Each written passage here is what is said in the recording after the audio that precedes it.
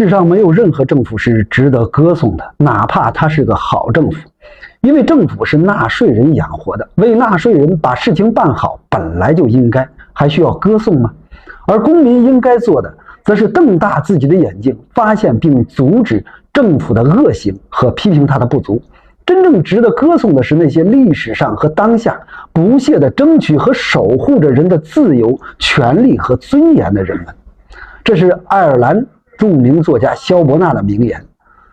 所以说，每一个自认为爱国的人都要勇于批评和揭露政府的错误。我们批评他是为了让他变得更好，因为我们生于斯，长于斯，别无选择。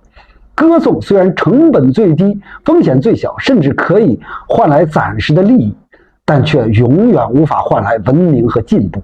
也不要故作洒脱的以不谈政治、不谈国事为借口选择沉默。所谓覆巢之下焉有完卵，当世界被邪恶所统治的时候，哪里还有净土允许你独善其身，去做个隐士？